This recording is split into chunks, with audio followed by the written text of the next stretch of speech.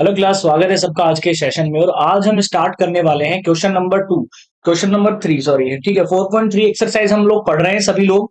Question number 3 और 4 को हम इस क्लास में देखने वाले हैं और फिर भी सारे क्वेश्चंस मैंने इस एक्सरसाइज में करवाए हुए हैं।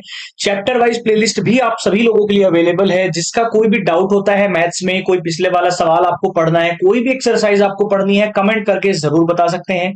शेयर अपने सभी फ्रेंड से कर दीजिए जो भी इस बार क्लास 10th में हुआ है, जो अपने एग्जाम्स के रिजल्ट को बहुत सही करना चाहता है, अपने अच्छे मार्क्स लाना चाहते हैं, वो यहां से बिल्कुल फ्री ऑफ कॉस्ट पूरा कोर्स कर सकते हैं। चलिए स्टार्ट करते हैं हमारे आज के सेशन को। और अच्छे से आप लोग शेयर करा करो, लाइक जरूर करा करो जो भी क्लास को देख रहे हैं। और बिना स्किप करे हर एक सवाल को समझा करो, क्योंकि मैं हर एक सवाल का बिल्कुल डिटेल में सॉल्यूशन आप लोगों को समझाता हूं इस वीडियो के माध्यम से। चलो सवाल number 3। Is it possible to design a rectangular mango grove? ठीक है, क्या ये पॉसिबल है? ठीक है, आगे क्या बोल रहा है? Whose length is twice its breadth and its area and the area is 800 metre square, if so find its length and breadth. हमें क्या बोल रहा है कि कोई रेक्टेंगुलर मैंगो का जो गार्डन मान लीजिए, उसको बना, उसकी डिजाइन करना पॉसिबल है अगर उसकी लेंथ जो है वो ट्वाइस है ब्रेड्थ से। तो मैं क्या करूंगा क्वेश्चन नंबर 3 में, लेट ब्रेड्थ को मान लूंगा, ब्रेड्थ को मान लूंगा मैं x यहां से। तो मेरी लेंथ कितनी हो जाएगी इस सवाल के लिए? लेंथ हो जाएगी ट्वाइस ऑफ x, क्योंकि लेंथ हमारे पास क्या है? Length is twice its breadth.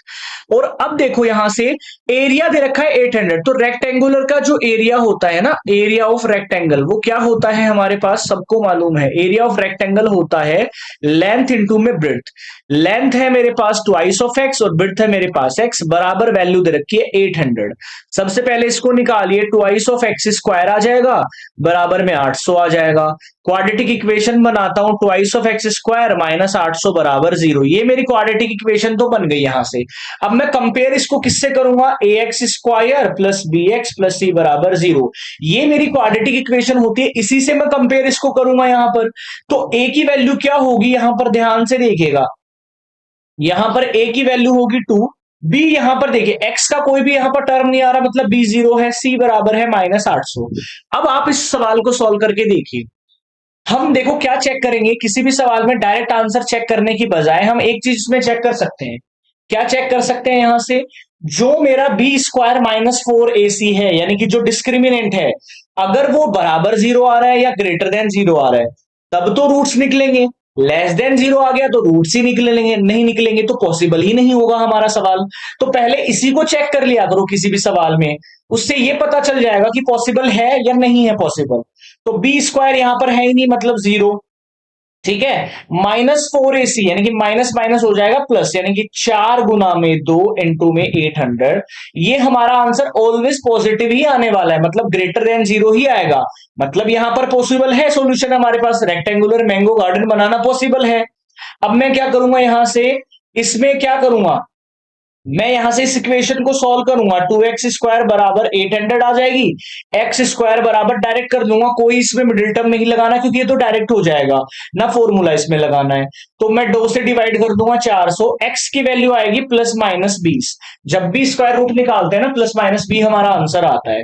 अब तुम खुद सोचो, इसके एक्स के दो आंसर आए, एक तो प्लस का 20 है, एक माइनस का 20 है। क्या लेंथ किसी भी मैंगो गार्डन की माइनस में पॉसिबल होती है? रेक्टेंगल की नहीं होती है। तो लेंथ हमारे पास, सॉरी, एक्स की वैल्यू हमारे पास आ गई 20, यानी कि ब्रेड्थ होगी 20 और जो लेंथ होगी वो इसकी ट्वाइस, मतलब 40। ये हमारा आंसर हो गया इस सॉल्यूशन के लिए, इस सवाल के लिए।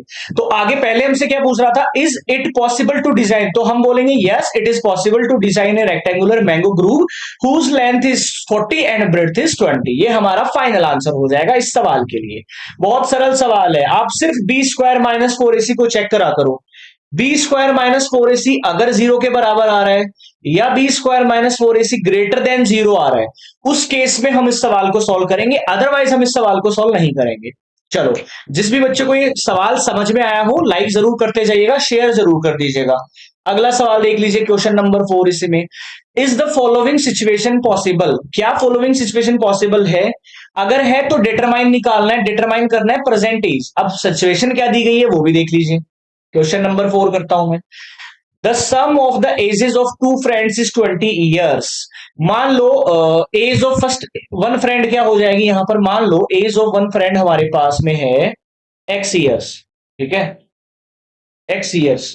और दूसरे कितने हो जाएंगे, टोटल हमारे पास 20 है, तो सेकंड फ्रेंड की क्या हो जाएगी, सेकंड फ्रेंड की क्या हो जाएगी, भाई कोई भी दो लोगों की एज का सम 20 दे रखा है, अगर एक की मैं एक्स मान रहा हूं तो दूसरे की 20 माइनस एक्स होगा, यानी कि 20 में से जितना एज बचेगा वो दूसरे की हो जाएगी। तो दूसरे की एज होगी 20 माइनस एक्स ईयर्स, ये दूसरे की एज मेरे पास में आ गई। अब हमें करना क्या है, 4 ईयर्स एगो, एगो का मतलब होता है पास्ट। तो देखो, अगर आज एक फ्रेंड की एज एक्स है तो 4 साल पहले कितनी होगी, एक्स माइनस 4 होगी। आज अगर 20 माइनस एक्स है तो 4 साल पहले कितनी होगी, माइनस में कर दो, इसका आंसर आएगा 16 माइनस एक्स।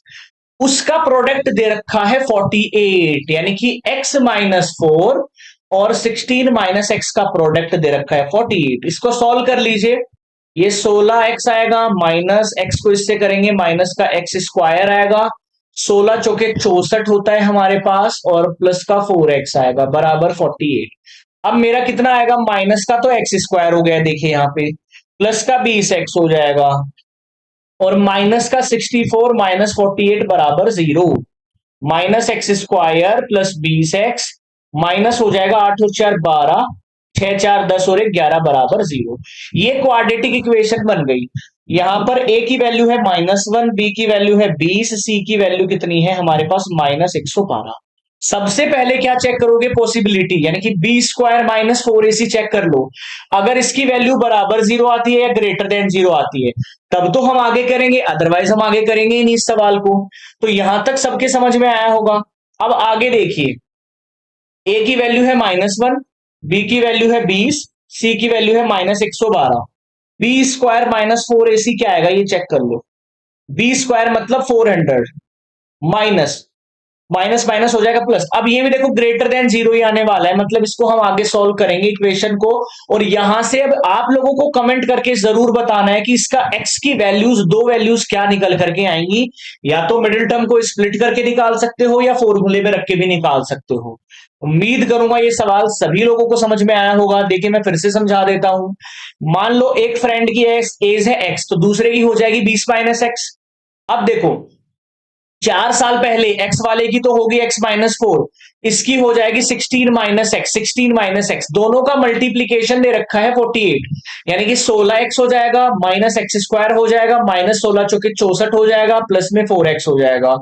अब फाइनल आएगा एक्स स्क्वायर माइनस का है, प्लस का 20x है, और ये 48 इधर आएगा तो माइनस का, रीअरेंज भी कर सकते हो इसको।